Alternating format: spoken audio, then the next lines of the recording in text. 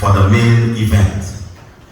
Let us stand and give a good New York Queens Olympic and welcome to our beloved Vice President, Bharrat Jagdeo.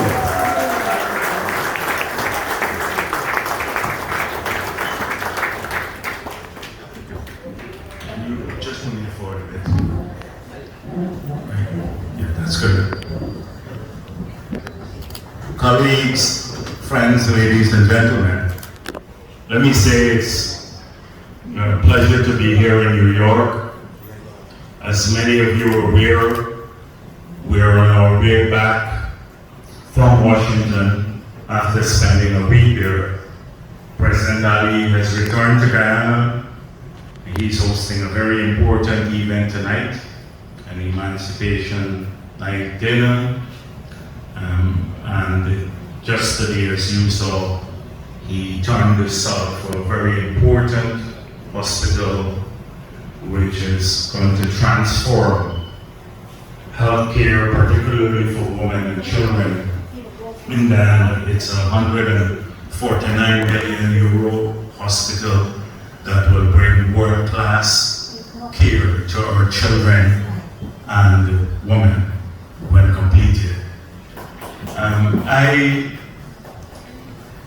I'm here, and I know this is short notice because just yesterday we decided to have this event, and I thought it propitious that I use this occasion on transiting New York to speak to you, because the last time I came here was September last year for the UN General Assembly. And at that time, given the COVID protocols, we could not have engagements such as this one today. So I've never really had a chance to speak to you since we resumed office on August 2nd, 2020. And as General Secretary of the People's Progressive Party, I thought it very necessary that I share a few thoughts with you on that process, but first of all, thank many of you who contributed to the return of the People's Progressive Party to office in 2020. I know many of you played roles to varying degrees, and many of you, even if you were not there physically, and some people from New York came down physically, you were there in spirit, and that you shared many of the concerns that we shared in the period post-election when APNU refused to demit office and sought to rig the elections. And it was only with a strong fight led by the People's Progressive Party, but with many other small parties and civil society in Guyana and the international community in the support of the diaspora, that we managed to displace them from office.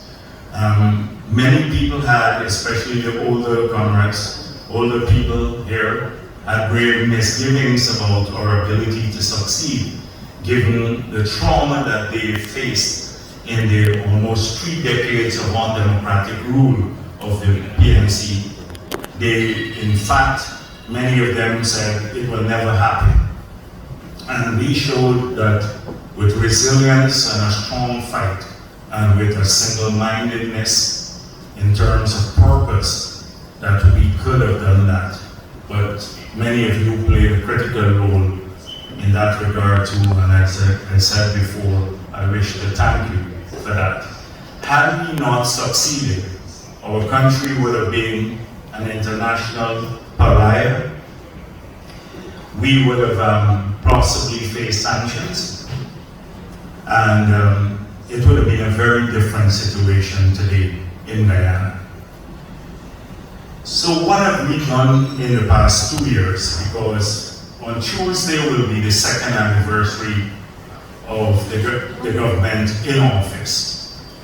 And today I want to take you on a small journey into over the past 2 years to give you a picture of what we had to do and what occupied our time. Industry, an industry made up of a few negative people who have made this a business. And so they have sought to situate the recent visit by a president and the delegation to Washington as, first of all, that we're selling out national interests. Two, that we were summoned to Washington to be lectured by the US administration because somehow they had convinced the US administration that what is happening in Guyana is inimical to the interests of sections of our people. And this is all patently false. I think you have a great deal, those of you who've been following the media, a great deal of jealousy of your finale administration, and that he could have engaged the US administration at such a high level and with so many people. That's the first thing. And they're hoping by being negative, they could somehow sway US opinion, at least at the level of the legislature and the executive, about the positive story that's taking place in Guyana. You've done this through misrepresentation, and they're fearful that such a trip as happened would have exposed the lies they were peddling in the congressional circles and with the US administration. And so let me quickly tell you what happened on the trip. And so the key issue here was looking out for national interests. And the national interest of Guyana is best served through strong, friendly relations with Washington. And therefore, we sought systematically to improve that relationship. The United States of America shares a lot of the values that we share in Guyana. Values of a free society, a democratic society. And they were very vocal in the last elections in expressing support for those values. And so the trip was about strengthening our relations in that regard. Secondly, there are several things that are critical to national interests. The entire Venezuelan threat to our sovereignty is important for Guyana and Guyanese everywhere in this world. The United States of America has supported us strongly in terms of preservation of our sovereignty and territorial integrity. As you know, we now have a case before the International Court. And it is critical that we brief the US administration as to our position and secure their continued support for Guyana in that process. The States of America has taken a strong position on climate change. As you are aware, Guyana has led in this regard since we launched our first low carbon development strategy. In terms of trading and money earned through the low carbon development strategy, we're probably in the world, not probably, but we in the world have earned the most on a per capita basis from trading forest carbon. We have utilized those resources to decarbonize the energy sector, some for adaptation, and a lot of the resources to deal with like Amerindian land titling, ICT programs for hinterland and riverine communities, etc. So our green credentials are very strong. But recently, with the find of oil and gas, many are wondering around the world how we will pursue both goals at the same time. Being green, supporting net zero, where the world is heading towards, and yet develop a fossil fuel related industry. And so the first task that we did when we got into government was to launch a new low carbon development strategy, an expanded one, and I hope that you read it because it was tabled recently in Parliament and it will be debated on the 8th of August in the Parliament. Fuel industry in that strategy, utilizing the proceeds to meet climate objectives and of course development, and still maintain our global commitment, was to ensure that, and to speak with Washington, often the people who have windfall profits coming from the oil and gas sector, they utilize, they splurge on these resources. Much of it gets squandered through corruption.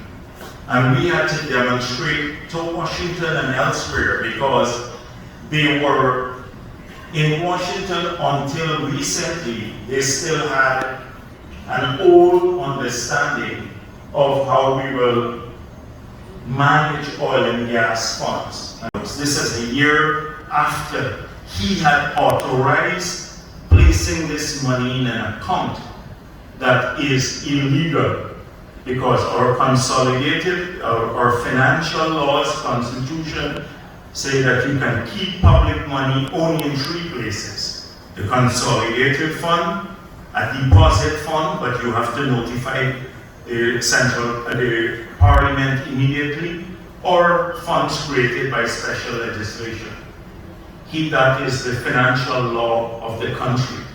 He kept it in a fund outside of any of these 3 funds. And so the Auditor General would not have been able to audit those resources. And the account, although managed by the central bank, was placed outside of the balance sheet of the central bank. So again, it would have not been audited by the auditors of the central bank. We then filed a case to have them pay the money into the consolidated fund. So we said that will never happen again. So quickly, because I don't want to get bogged down on this point, but what the amendments that were made, we now, in the law that we passed in December 2021, every cent collected from the oil and gas companies, whether big or small, every receipt, within 3 months of receiving the money, the Minister of Finance has to publish it in the official gazette, which is a public document, and notify the Parliament. Every year on December 31st of the year, go to the public documents that are published there, and then you can then just add them, and you will know how much money we collected in revenue, both from royalty and profit sharing from the oil companies. You will know the total collections, so you know a figure. Even before we notify the Parliament, every Guyanese will know. Secondly, how do we transfer money from the Sovereign Wealth Fund to the Treasury?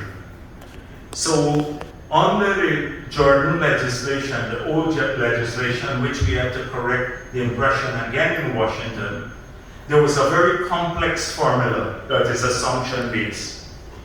And the Minister of Finance set up would control a macroeconomic committee that advised him, and then he would determine the fiscally sustainable sum that could be withdrawn. But it's all assumption-based. as a former Minister of Finance, I could have any assumption. I could raid the fund every single year if I want to, because it's all assumption based. So we said that will not work. We have a fixed formula now in the legislation. So you now, sitting in New York, you can calculate on December 31st the sum of money we've collected. You apply this fixed formula, and you will know how much money will come from the sovereign wealth fund to the Treasury or to the budget, even before the Minister of Finance presents his budget in the following year.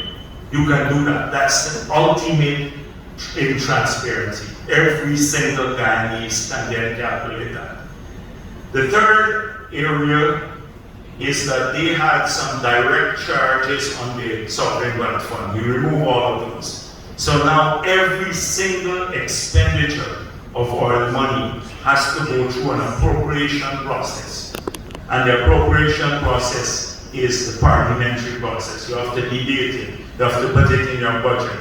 So the government can't come and say, we want to finance this activity and finance it on its own. It has to go to the parliament first. You have to seek approval and then get it done. And then we put in place where the Minister of Finance managed the sovereign wealth fund. We now put in place a board of directors with 3 named by the President, 1 coming from the National Assembly and 1 coming from the private sector. So I'm just telling you this because a lot of people think about, they go to some countries around the world and they believe that oil and gas money would be stolen, it would be squandered, etc. No, not a single country that I know of, including Norway, which is used as the model, has such strong piece of legislation in terms of transparency. And we did that all consistent with our promise in elections. We did it all in the amendments in December last year. You had a lot of people from the private sector and the NGOs that were opposed to this. They were not opposed to the Jordan legislation that sought to raid the fund, but they were opposed to the one we passed until the IMF came out and praised it and a few others, and now I see a change in attitude. So we had to educate a lot of people about what's taking place at home in Washington, because there is misrepresentation by a number of people.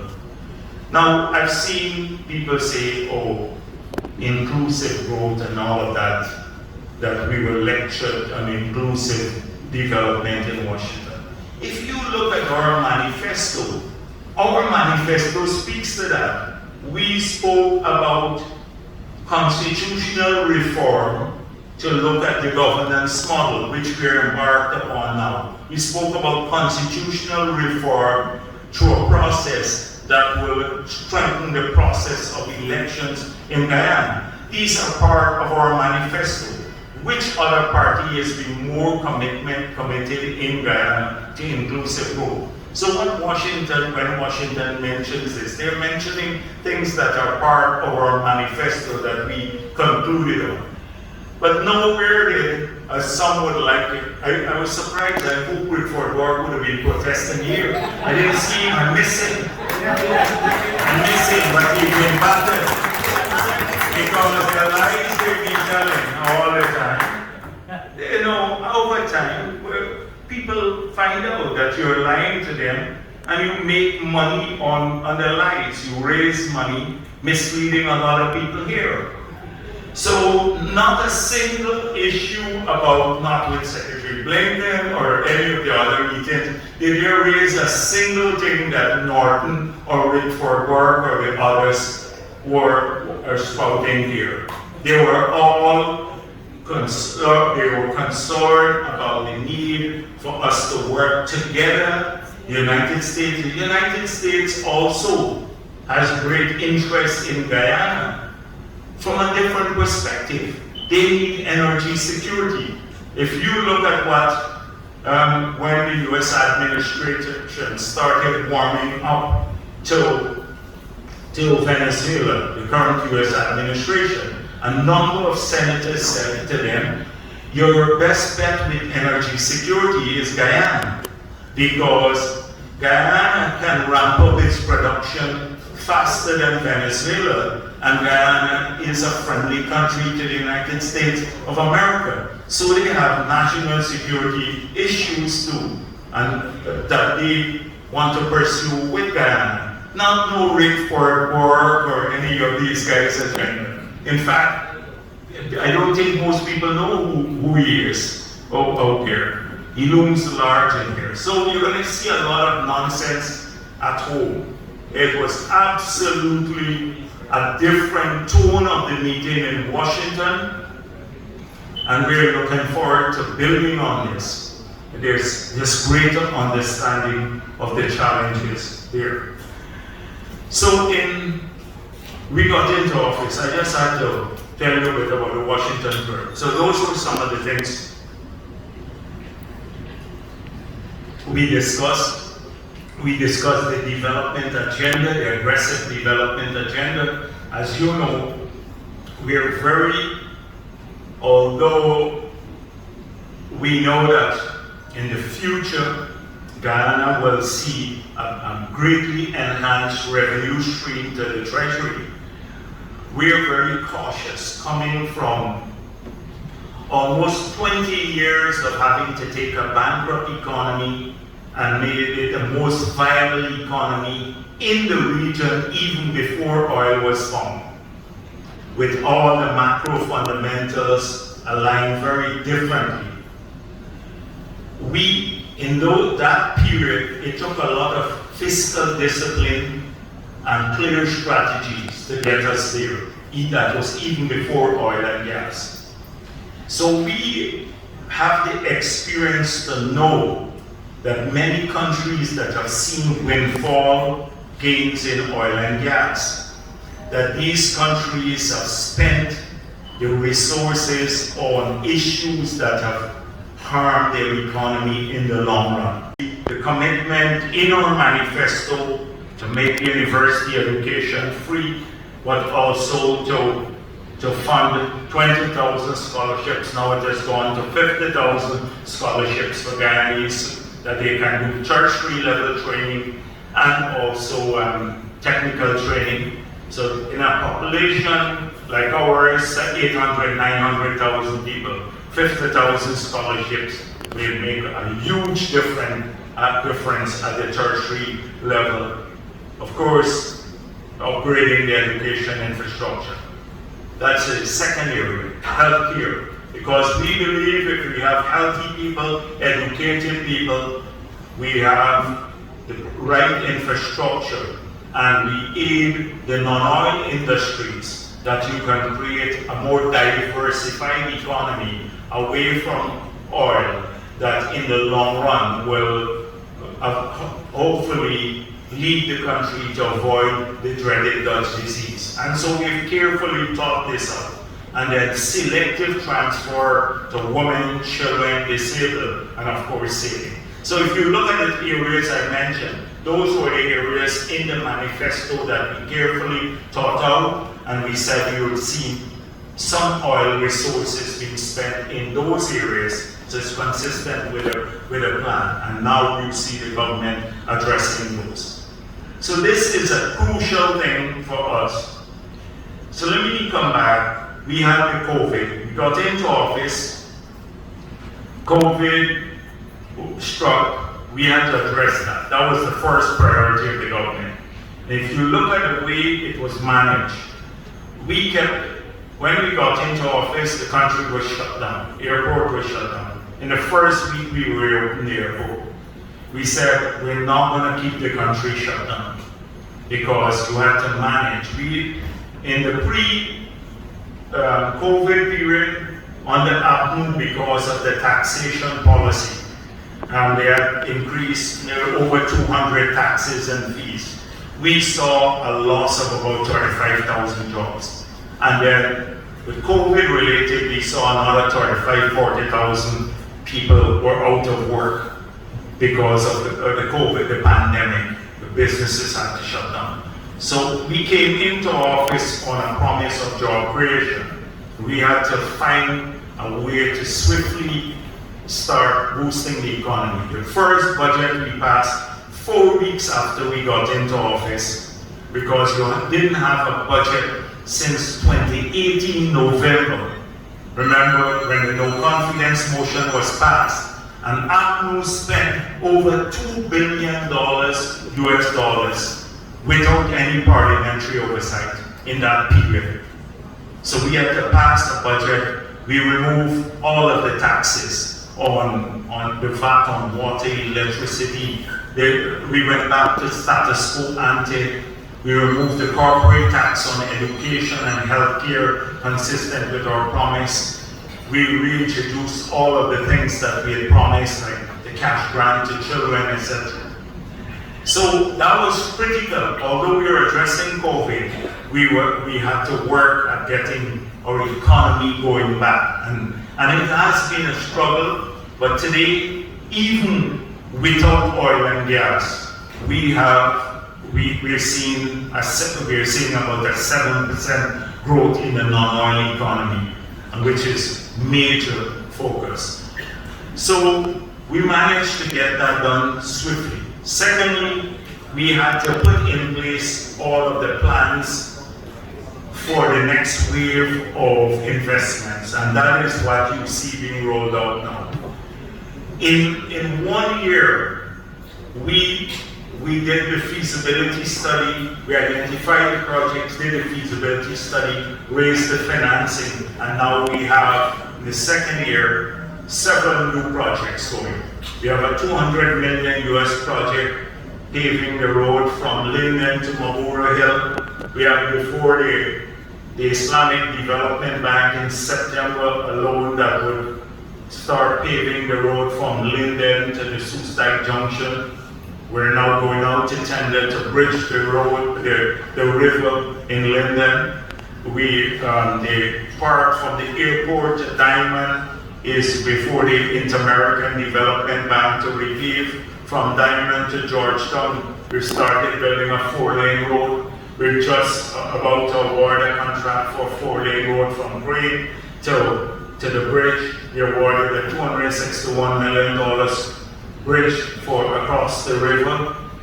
Between regions 3 and 4, we have 60% of our population living here. And so this will transform the infrastructure there. A second 4-lane road has been awarded to an Indian company from Ogle going up the East Bank. So you're going to see the infrastructure of the future being built, and all of this happened in 2 years, moving from identification, feasibility study, raising the financing, and awarding the contracts.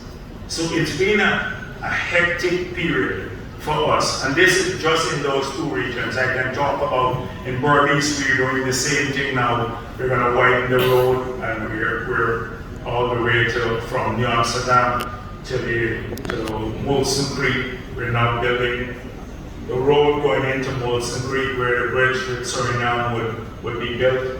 I don't want to go into all of this, but a massive infrastructural program is on the way that will open up new lands for housing development, for business development, it will make the commute for people easier because our roads are starting to become congested, etc.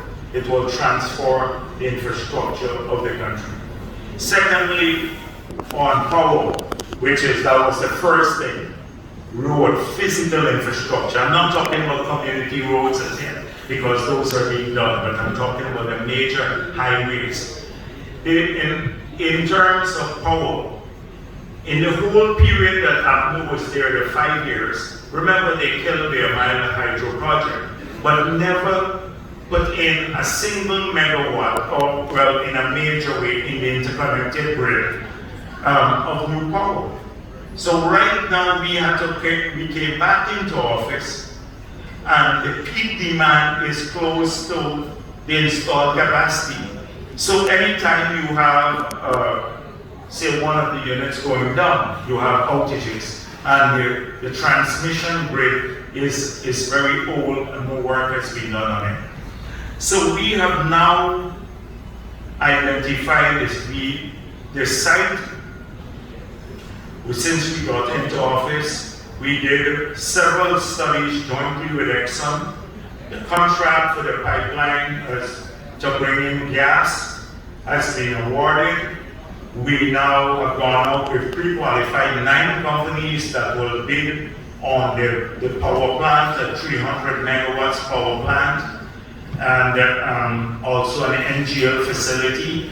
In September, we'll open those bids. We bid on a company to manage the whole project, and so by 2024, the pipeline bringing in gas will be completed. We start generating power using our own gas, which would allow us to cut electricity prices in Guyana by 50%. That will make a huge difference to people and business, and have reliable power. We're just tendering from money that we had in the American Development Bank since 2010 from the Low Carbon Development Strategy, about 35-40 megawatts of solar power. We went out to tender the Amila Fall. We had a Chinese company won the bid, but they couldn't conclude in the negotiations. So we have to retender that now. And so with these 3 projects, we will triple the amount of power we have and yet cut our carbon emission by 70% because of the nature of the fuel that we'll be using. We'll save hundreds of millions of dollars in import because we'll be using our own gas. On the same gas facility, we will probably be generating cooking gas, maybe 3-4 times that of the national demand. So moving from importing all of our cooking gas, so by 2025 we'll be exporting cooking gas, and it's a large amount that we'll have to export, so we have to look at different markets. So that is on power. It's critical for all of the other industries. On the hospitals, we're starting 6 new hospitals, 30 million US hospitals in Scotland, at Elmore, at Bath Settlement, replacing the one at Diamond, by the Sealot area, and at Anna. These are 6 major hospitals that will take now, you know, if you had to have a CT scan, you had to come to Georgetown and possibly pay because the public system wouldn't have that. Every one of these hospitals across the region will now have up to that level of service. We're now aiming to train about 2,000 people to man these new hospitals. The Children and Maternal Hospital is another new hospital. That's the 7th new hospital that we'd start at Ogle, but that will be a specialized hospital for children and women. We're upgrading New Amsterdam, Diamond, New Amsterdam, Linden, Bartica, West Demerara.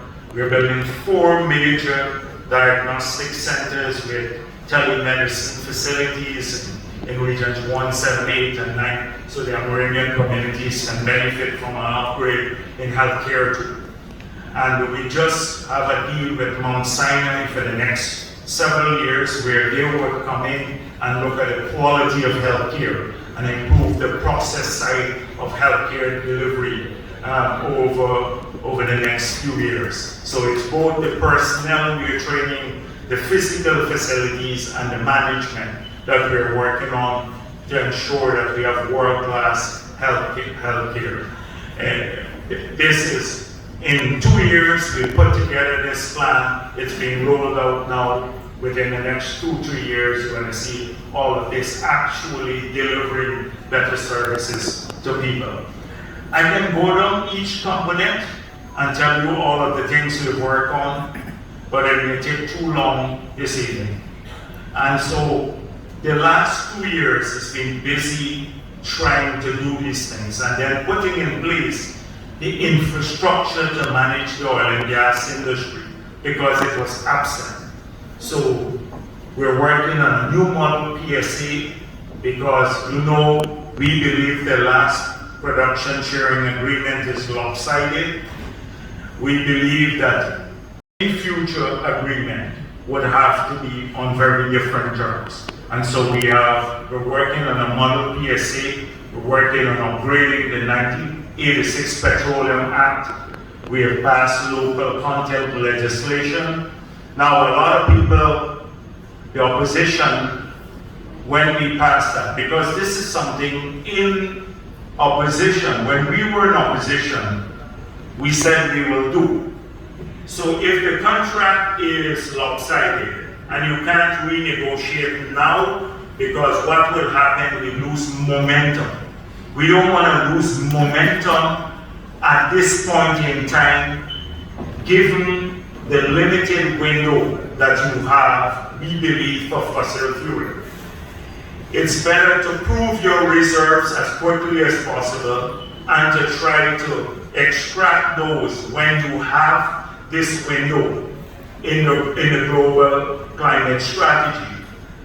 And so that is why we believe a renegotiation would possibly lead to killing of the momentum, the rapid momentum we have. But we made it clear that given the lopsided nature of the contract, there are two ways we can eke out more from the investors without altering the contract. One was that the gas coming for the first 50 million cubic of gas must come to the government for free, and that is what we've secured in the agreement for the gas to come for the past 12 months. That's a massive amount of money coming free, because the agreement that Ruckman signed has that we share the gas equally. So they have to practically give up their share of the first 50 million cubic per day. So that's one. We succeeded on that already. And the second area, we said in opposition that we're trying to rebalance so that more benefits don't necessarily flow to the Treasury, but flow to Guyanese, is through strong local content legislation. So we passed a local content legislation December last year too. Now, countries like Trinidad have been producing oil and gas for like 100 years, and they never had a very strong local content policy. And so many other countries in the world. We started right at the beginning. So there are some things that we made clear. I don't know if you've looked at it and how it can benefit Guyanese. So first of all, to qualify as a local company, you have to have 51% ownership by Guyanese, 75% management by Guyanese, and 90% of your staff have to be Guyanese. So that's how you have to meet these three criteria to qualify as a local company. If you're now a local company, you're eligible for some benefits under this act. We've identified 40 areas, and the 40 areas at varying degrees. The oil and gas companies and their first-tier contractors have to procure those services and goods only from Guyanese. Let me give you a few examples. So the expat community will probably need about 5,000 units, housing units, over the next 5 to 7 years. They can only rent now from Guyanese. You can't rent from a foreigner. You can't have a foreigner come and build a property and then rent it to the oil and gas companies or the first-tier contractors. If they do that, then those companies get into trouble. They can only rent. So that immediately presents an opportunity for Guyanese. So we've seen a building boom in Guyana. We're hoping also that many people who live here, I was just talking a few days ago to some project developers. I said, if you develop the condos, I'm sure that the Guyanese can buy the condos and then rent them back as an investment property. because they earn between $3,500 to $5,000 US a month on those properties in Guyana. That's what the oil and gas companies rent for. So just imagine 5,000 units at that rate. That runs up to $300-400 million every year in business only for Guyanese. Now, when we went to Parliament, the opposition tried to say only Guyanese born in Guyana, and we resisted that. We said no, it is for Guyanese. So even if you're born overseas, you can qualify under those provisions too as a Guyanese company. Of course, there's some who are trying to abuse it, and we're watching this carefully. We're watching this carefully. The same thing with security services. We saw the companies coming in from abroad will come and they want to start security services. You can only rent or get security services from Guyanese owned companies now.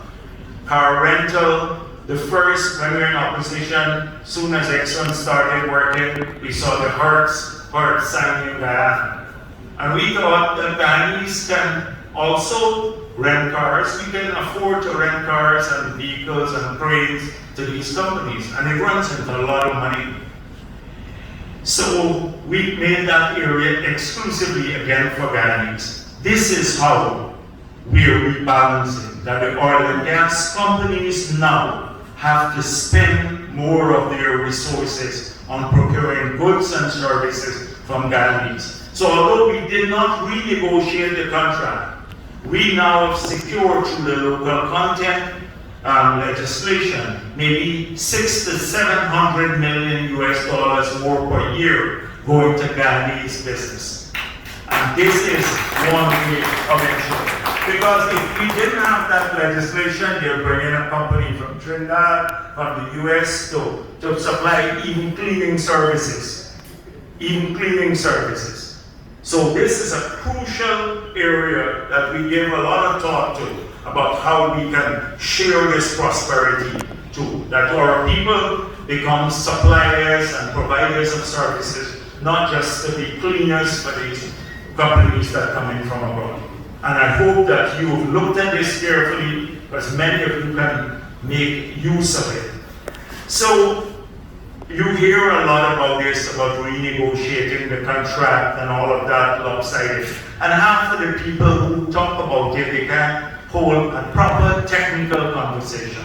Because Exxon is busy trying to demonstrate to us that the contract is great, and another side is trying to say it is the worst thing under the sun. And it's not true. There are some good elements to the contract, and there's some atrocious ones. And that is why I said it's part of our plan to put together the entire our institutional and legislative architecture to manage the sector, that we are trying to address these issues so that in the long run, Guyana doesn't become another Venezuela or Nigeria or some part of the world where you have all of this money, it disappears into people's bank accounts, or the government splurges on fancy buildings for government, waste the money, but that it goes towards people development, shared prosperity. Our people must see the benefits of this. Now, let me get to one point before. You think there's a lot of oil money now. If you read every story, you think we are washed with oil money. In the first 2 years, we only received about $350 million per annum. In the outer years, we're going to get more money, but it's not a lot of money now.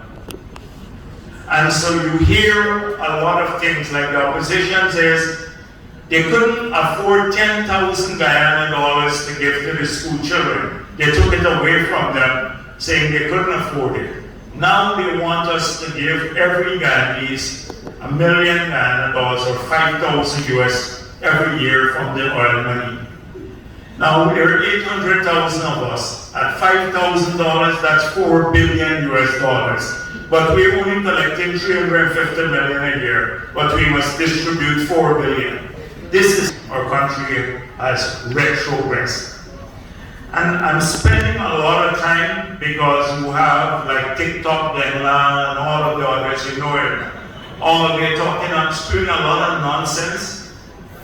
And if you have to be very, very careful. We have to make sure that this industry works for a country or people, and it works in this window of time we have before net zero. We have some NGOs that wrote to me mockingly to say that she should try to stop oil and gas being produced in Guyana, because if there is a spill, it will affect the Caribbean Sea. Now, a lot of those people have been around for at least 6-7 decades, and they didn't have a problem when Trinidad was producing oil. Trinidad is closer to Barbados than ours. They didn't worry that Trinidad would have an oil spill and destroy Barbados' pristine water. But now we're worried about Guyana. And secondly, some have gone to court to say we're causing climate change. Now, our emission, we're already not net zero, we're carbon negative. Our forest extracts more carbon dioxide from the atmosphere than we put into the atmosphere. We mitigate or extract from the atmosphere the equivalent of all the emission from Norway, Sweden, and Denmark put together every year. That's what our forest does. So even with us producing 1.7 million barrels a day, which is where we probably head in the next 10 years, we'd still be net zero, where the whole world is trying to get to by 2050. So they can't answer that, but they believe that we're causing climate change. So over here, I hope you join the conversation, because if we don't have a well-reasoned conversation, and you have all sorts of crazy people who have descended on Guyana now, because you have good people coming, and you have a lot of carpetbaggers coming. And if we don't join the conversation, all of you, then good sense will not prevail. And somehow, it is these positions that can harm the country's future in the long run. So I hope that people in the diaspora will get involved in the debates too, in this manner. I've already been speaking too long. I plan not to speak very long tonight. APNU will never have a fact-based debate with the People's Progressive Party on Afro-Guyanese and which period Afro-Guyanese have made the greatest progress in Guyana. And it is when the PPP is in office that Afro-Guyanese and all of Guyana made the greatest project. I can demonstrate that with facts and figures. They will never have a single debate along those lines. Just recently, I was in London, and you know, when they were there, they had 5 years in office. Not a single 100 house lots they gave out in London. And it's mainly to people connected. President Ali went down there and promised 1,000 house lots there because consistent with our national promise. 400 have already been given. This is outside the 1,000 houses to be done. And they're all negative. They're trying to get people to block the road on which we were spending money to put in the infrastructure for the plots. Negative. They told people quietly, block the development.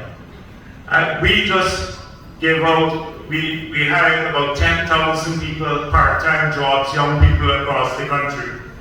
And in London, we had a call center that I built when I was president. We built it there. We had 88 persons working. When APNU got into office, it was shut down. People lost jobs in London under APNU. Lost jobs. Now, they said, this 1,000 job is, the government is fooling you. It would never happen. When it happened now, they're saying to people, we don't want these temporary jobs, part-time jobs, we want full-time jobs. Just came out of office, didn't do a single thing. So my point is they love Afro-Guyanese in the abstract. In the abstract. not in real sense, because every single policy I can show you and demonstrate to you that in every area you would see the difference in terms of businesses owned by Afro-Guyanese, etc. And we must deal with this frontally. And no Rick Furborg or Hakim Jeffries or anyone can tell me differently. None of them. Because I know it, I live it every day. I walk around the country. I've seen it. And people know it in their hearts too. That's why they can only resort to race. That's the only thing. And thankfully, that is a dying argument. It's a dying argument. They told people not to apply for the scholarship program in government because you will never get the scholarships. But they were busy, the minister secured scholarships for themselves on their own and their children, but not ordinary people. Today, more than half of those scholarships are in Region 4, mainly Afro-Guyanese, that we've given out so far. So you're going to hear all of that every day from the opposition. We're ignoring them because if we get caught in that trap, then we can't do the things that the PPP is geared to do from its formation in 1950, which is development and focusing on improving people's lives. So we will continue pursuing that, a positive agenda, going around the country, meeting people in their communities, and we're not political eunuchs too.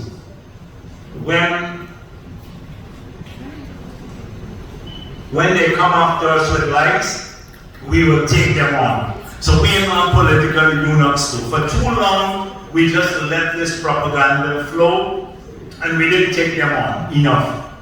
Now we need to do that, call people out, and you're going to see an aggressive government calling people out when they talk nonsense. Especially a lot of fossils, we have a ton of fossils who have an opinion on every single thing every day in the newspapers, every single thing, but they can't manage a single thing. They can't manage a single thing. So we're not gonna, because we have a track, and you know why we can do that? Because the PPP has had a track record of achievement in every single area. They can't campaign on everything. So this is how we work in Guyana. So maybe I should end here because I've been talking too much already. And deal with the questions. Let me end on that note. Thank you once again for all the support you've given us.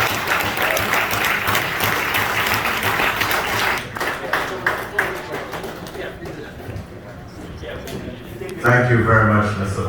Vice President. And we're getting to our most exciting part. But before we do, ladies and gentlemen, there are 5 cars that are parked right behind this building. That's not parking for this event, and they're threatening to tow your car. So if you park behind this building at the other hall, you're asked to move your car, okay?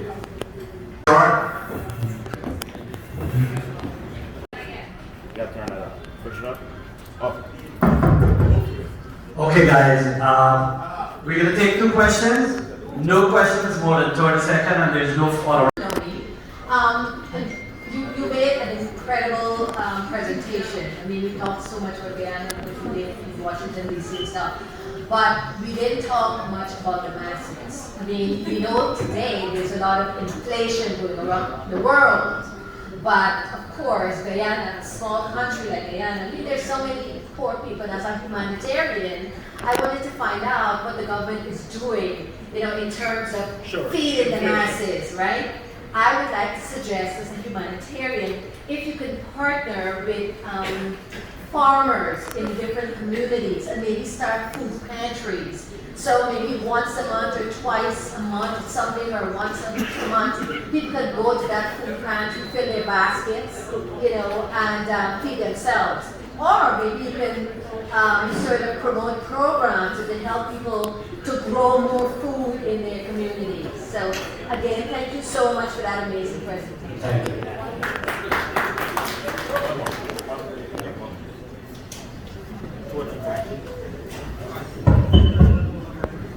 Thank you so much for the presentation and finally having an opportunity to snap a photo with you and have a celebrate. Just a question. Hey, I met Mr. Chetty. Okay, so here's my question. My parents, my grandparents all have the same question. If there's anything that the diaspora can benefit from this collaboration with Guyana, partnering and working closely with the American government as oil becomes more and more when it comes to immigration of our diaspora community and then being able to return home for those who are undocumented. Is there anything you can do there? Thank you. Mr. Vice President, on behalf of the rice farmers of the Mahayka-Maikoni area, now due to the climate change, they're losing their rice crops. I know that they're being compensated for their loss, but it is not quite enough because they have to repair their machinery and the rice crop is their living. It's not quite enough for the cost of living has gone way up. So if there could be any increase for the rice farmers, that would be great. Thank you, sir. Welcome to New York, Mr. Vice President. My name is Ciry. We last met in Kuwait when you were the President of the Cooperative Republic of Guyana. And I congratulate you on your Middle East initiative. It has made remarkable progress. I won't go into detail. But what I want to talk to you about today is people, there's injunction for land at Maida, Corentin Berbice. That injunction was in 2015. And many other parts of Guyana, farmers can't pay their taxes, they can't renew their leases. And up to now, there's no resolution for that. Maida was owned by my great-grandmother's brothers, the Salkar brother, and we and many farmers are in that situation, still not resolved. Also, the NDC at Kildonan is highly corrupted because you go there, sometimes nobody's present to take payments to service, and you're dumping the rubbish at the graveyards. So, we need that to be addressed in this modern Guyana that you visualize. I also want to congratulate your government because taking taxis in Guyana, I came back there 2 weeks ago, non-Indian taxi drivers would tell me progress is happening in the country and they're making progress and not to listen to the myth. And they mentioned those names of those people you call.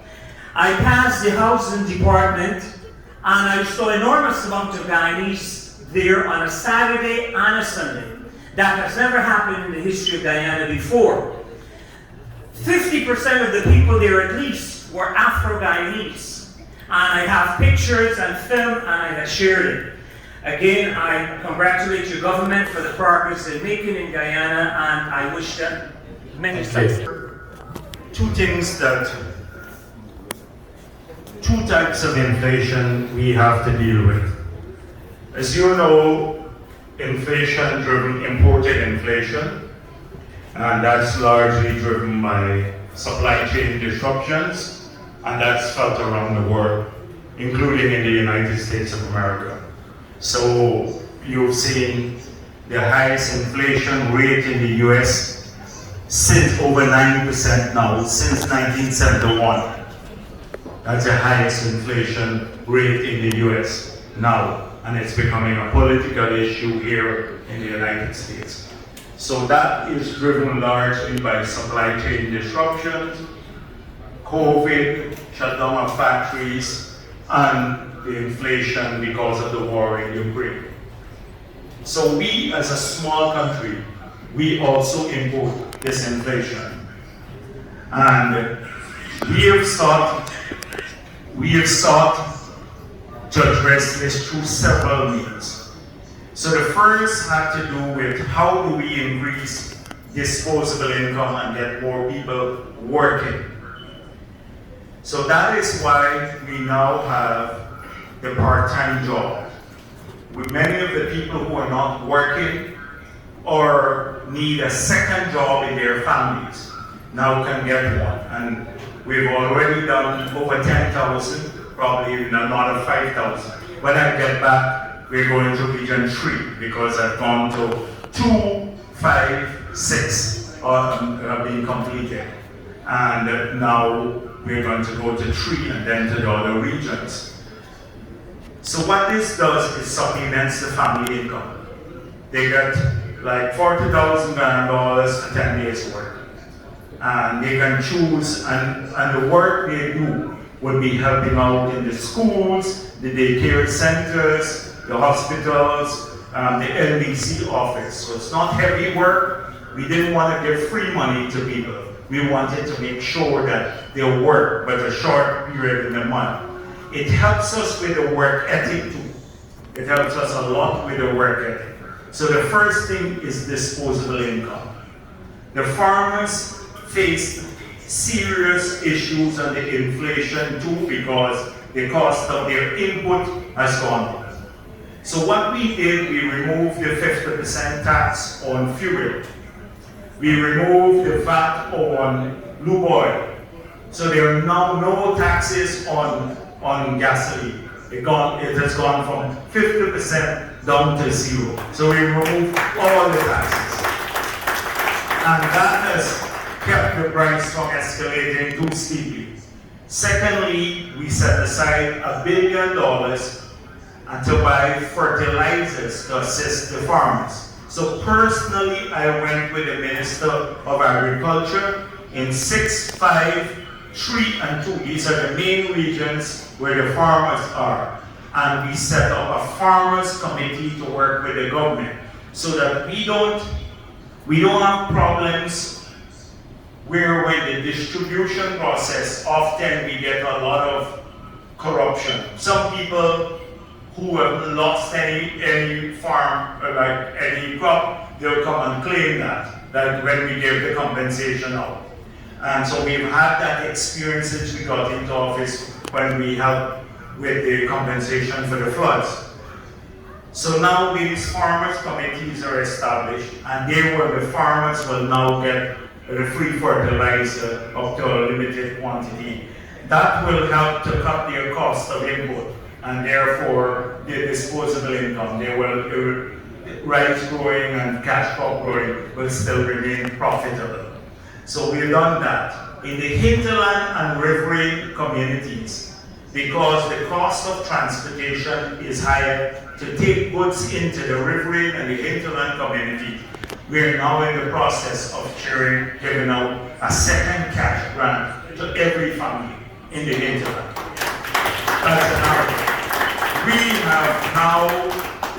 We also use, we're one of the few countries in the region or maybe anywhere in the world that has now, when you look at the taxes, we have a common external tariff which we can't adjust. We can adjust the VAT. But the common external tariff is by virtue of us being in CARICOM. So the tax is levied on the CIF value of the goods. So cost, insurance, and freight. Now freight rates move from, say, $3,500 a barrel, for a container from China, to $20,000 US to bring the same container from China. So if you add that to the freight component and you levy the taxes, it means people have to pay more taxes. So what we are doing for taxation purposes now, we're using the old $3,500 rate. We're not using the $20,000 rate. So this, I can go through now. The fishermen are going to get a grant from the government. So because the fishermen would all get a grant from the government, they were hit hard too. There are about 15 measures that we put in place to try to cushion cost of living or to increase disposable income. So we have a very aggressive program to assist. We have now restored the kids grant that APNU took away. So they used to get $10,000, APNU took it away. This This year, they're just started distributing now. Every school child will get $30,000 per year from the government. And we have 170,000 children in public schools and 30,000 in private schools. So we've just decided to give those in private schools also the cash grant. So the pensioners have received two, apart from their general increase. Since we got into office, pension has increased by 40%. We said in the 5 years we'll double old age pension, but we have also been giving some cash grants to the pensioners. So there are lots of measures. I can't remember all of them. There are a long list of measures that we sought to cushion the cost of living impact. We've worked with the farmers, more seed, more help, infrastructure, so that they can have a supply response, so that their prices can come down in the market. We had trouble with sugar, because APNU shut down several sugar factories, 7,000 people were sent off, hardships. We reopened. There wouldn't be any sugar production in Guyana had they come back into office. But then the floods came. In the last 6 months, we have not had a dry weekend in the last 6 months, by the intensity of the rainfall and everything. So we lost a lot of cane. Now we don't have enough sugar for the domestic market. So we're balancing that. So we've been working through that. The wheat, as you know, Ukraine supplied the world 1/3 of the world's supply of wheat. We're seeing wheat prices. We're doing some trials now on 20 different varieties to grow wheat in Guyana. We're on the agricultural side, we're putting a lot of emphasis on livestock, the black belly sheep. Before, in 5 years' time, starting from scratch, we'll grow enough corn and soya to feed into our chicken or livestock industry. Now we import all of that. So massive. I didn't want to spend all the time talking about these initiatives here, but there are lots of things we're doing in a very proactive way. We recognize the cost of living impact. We're trying to help families directly. And so look at the last initiative the president just announced a couple of weeks ago when we launched the housing program. So we recognize that for low income people and who are building homes now, the cost of labor has gone up a bit and the cost of material. So every person who builds a home now, a low income home, below 6 million, will now get all the steel from the government for free for their foundation. Plus they will get the cement subsidy. And for those who are between 6 to 25, they will also get 2 cents of cement. Part of it. The housing, I'm going on too long, but on the housing, you mentioned a couple of things. What happened is that APNU practically didn't do anything on housing. So we came in office with a promise to do 50,000 plots of land. We're now, the first year, we shared out 10,000. Now this year we have money in the budget to do another 30,000 plots. But in region 3 alone, we have 14,000 people who are waiting. So most of the lands at Wales, where we have the lands, were given out after shut down the factory, gave out the lands. We're in the process of taking back some of those lands because people are not utilizing. And we have a limitation. There is a fallacy in Guyana. Politicians are a lot of what they say and they do. 86% of our country is covered with forests. 86%. So that's forest. So that leaves 14% of the land mass for other purposes. Then we have a significant part of that the savanna lands. So when you go, so if you look at the Essequibo Coast, most of the lands are privately owned. In Region 3, the only publicly owned lands are the ones closer to the Conservancy or in the Wales area. If you come to 4, it's practically just a little bit of land owned by Gaisupo, maybe from Ogle to Enmore. Region 5, we have a bit more land, but they're deep in the savannas. And Region 6, practically all the lands are gone. So people think it's unlimited amount of lands you have. Now when we're developing new housing schemes, we often have to displace good agricultural land. And that is why we're talking about shifting the city with the new highways going further in, shift the city up into the highland, more inland, so that you can then save in the sandy belt and the areas, those areas, we can save some of our fertile agricultural lands. So we've been thinking through this carefully, but we're compensation. They never had. The rice farmers were told on the afternoon. So some of them understand in Mahika, my home area. You recall, I went around with Dr. Jagdeo. Every rainy season in the past, they used to be flooded out. And why? Is that once the conservancy was threatened in Demerara, we had no choice but to release the water into the Mahika River. And once you released it into Mahika, it would flood Mahika, Myconia, Bharrat. So we embarked on a project. It cost us $16 million, the Hope Canal. The Guyana Human Rights Association was opposed to it. APNU was opposed to it. AFC, everyone. The first people to open that canal was the APNU when they got into office, quietly. If we didn't have that canal now, every season there would have been flooded out, people here. Because that canal that we built now can take the water, the excess water from the conservancy straight into the Atlantic.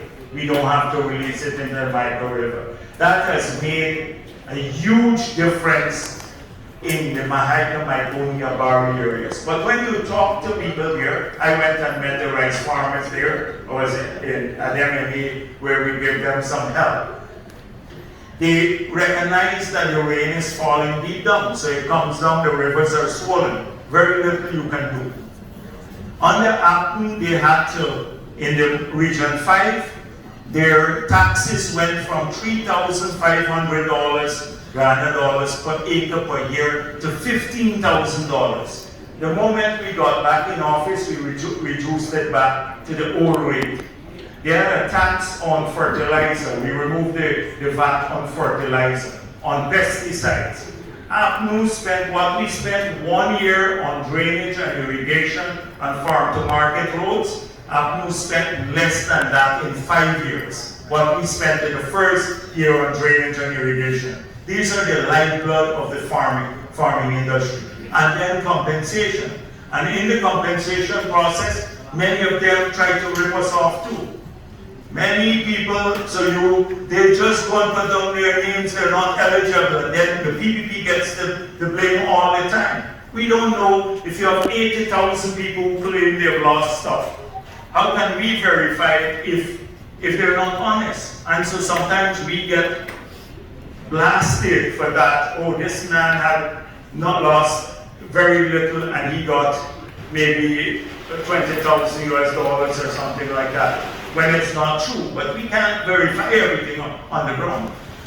So the compensation now, what they're getting, they would have never gotten that in the past. And now we're giving them fertilizer and some seed paddy to go back on the crop. So the farmers get a lot of help from the government in these areas. I don't know about the major land. It sounds like a private issue, the injunction and all of that. Once the matter is in court, our hands are tied from the executive. It has to go through the court process. Once the injunction, there is an injunction. Yes, I know, but there is very little that we can do. But we ourselves have been critical of the court that they need to move faster. That the executive has to be accountable, but it seems as though the judiciary can take its own long time, which affects a lot of people. And the NDC and all of that, we have a big problem with many NDCs. Some of them are hard-working and some are totally useless. And so we have local government elections, hopefully a chance to change, but sometimes people's expectations are unreasonable too. When you look at their taxation base, people On a plot of land, people may have to pay $5 a year in taxes on a plot of land, $5. And they complain. They complain about it, and we only have a 30% collection of the $5. 70% don't want to pay the $5 per year. But they would, on one day, they will spend more of that on a soft drink and a beer or something like that, drinking that out. But they refuse to pay the $5 in taxes. So people don't like paying, you know what I'm talking about, people don't want to pay the land charges and stuff. And then they go to the NBC and they say, why are you not fixing the road? But where is the money going to come from? So the central government often has to do a lot of those things. Step in and do a lot of those things. So what you should do is to encourage, coming from the US, when you walk around, help get the people to pay up some of the rates too. Okay, I know you pay, so don't all right, and housing, as I said before, the housing is huge. Now, immigration, I wasn't clear about the issue, but we want people to come back home. Young people, that's why we made the local content law the way it is. In spite of ACNU's objection, we said even people who are born abroad can come, of Guyanese parentage and stuff. The opportunities are going to be enormous. But please don't complain all the time. People from every part of the world, they come to Guyana, they're looking to do business, they go through the process. Like one person said to me in Guyana, the government is not interested in investments. So I asked him why. He couldn't meet the head of Go Invest when he came to Guyana because he was abroad. Now, the foreigner will come to Ghana, they will go through, fill up their application, and they will be positive with the staff. And then it gets processed. You don't have to go and meet the head of the agency. People, if they don't get to see me or somebody else, a minister, they don't want to go through the process. You have to go through a process. We're trying to build a country that is based on institutions, not access to politicians.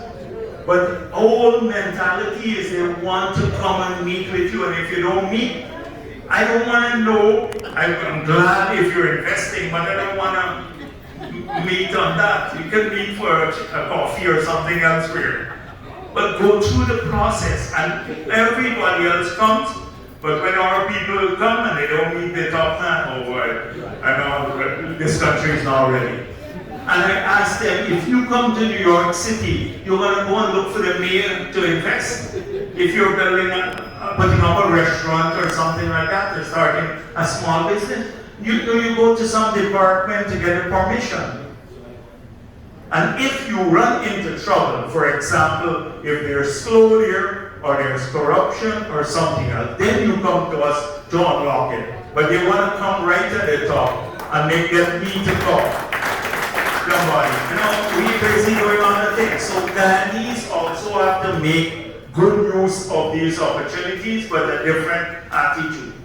They come and they go to the airport, some of our people, and if they gotta wait 5 minutes in the immigration line, I had a long wait here at the immigration and stuff. Here you come to JFK, sometimes you wait 2 hours, they wouldn't complain about that. So our people gotta start also looking at this sort of thing, People are succeeding, they're doing well. They're doing well in Guyana, the opportunities are gonna be huge. But you gotta come and do some of the groundwork yourself. Walk around, go to the agencies, follow up. Don't leave your cousin to run this stuff and then your cousin gone off with the money and you won't come to me because the cousin robbed you in your business and you're not looking after this business. I did that every day. People calling my secretary and saying, you're not looking after the man home with my money. So that sort of thing. Simply amazing. Tomorrow is Emancipation Day. We want to thank our Afro-Guyanese brothers and sisters, for all the contribution they have made to the development of Guyana. Okay, my question, Mr. Vice President, is very simple. This is a very easy one which you can do with a stroke of a pen. And it comes up every May. Indian Immigration Day. Please call it Indian Immigration Day and not Arrival Day. Because only one group of people landed on May the 5th, 1838. And that was East Indies. Thank you. Well, let me say, we also have to look at a historical perspective. There was none of that. There was no arrival day, nothing to recognize anybody who came. So I established a parliamentary committee. And the parliamentary committee, we can't have 10 holidays. We've had people from India who came, that's the largest group, but people came from Portugal, people came from China, people came from different parts of the world. So if they all argue for a day, because no matter whether you're big or small, you should be treated equally according to the Constitution. So what was agreed to by the parliamentary committee is that you call it Arrival Day, but put it on the day when the largest group arrive in the country. So anybody can celebrate it on that day. So it's just semantics. It's semantics. You have now a holiday. Before I was president, there was no holiday. Now you have a holiday. Let's be a little bit happy about that. You know, let's be happy about that. You know, and you kill like many birds with a single stone. Or else we'd have holidays, 20 holidays in the year. We wouldn't be working at all. The Dutch are promising us. We in America here, we pay hand and foot. Here, this property, you might be amazed to know how much property tax I pay. Alright? I'm here to thank all of you. The last time I took this podium here, I literally asked you guys, all of us here, 95% sitting in the audience, became bankrupt. And if we don't want and tell your friends and family to go out and vote for the PPP government, we will soon just let it go on the government. I want to thank you very much for the help that you tell your friends and family back home that today the PPP is in government. And you have heard what my friend have said, but it will be on here. The amount of talking you, I don't expect it, but you know what? If not was my friend, if was not my Jago, Guyana would have been done back to the board of government. Jago, from the bottom of my heart, I want to thank you for the good things you have done for my people. I always reported my people. And may the good Lord guide you and show you the way that you will continue to do for our people. Thank you very much, Jago. The Dutch are promising us. We in America here, we pay hand and foot. Here, this property, you might be amazed to know how much property tax I pay. Alright? I'm here to thank all of you. The last time I took this podium here, I literally asked you guys, all of us here, 95% sitting in the audience, became bankrupt. And if we don't want and tell your friends and family to go out and vote for the PPP government, we will soon just let it go on the government. I want to thank you very much for the help that you tell your friends and family back home that today the PPP is in government. And you have heard what my friend have said, but it will be on here. The amount of talking you, I don't expect it, but you know what? If not was my friend, if was not my Jago, Guyana would have been done back to the board of government. Jago, from the bottom of my heart, I want to thank you for the good things you have done for my people. I always reported my people. And may the good Lord guide you and show you the way that you will continue to do for our people. Thank you very much, Jago.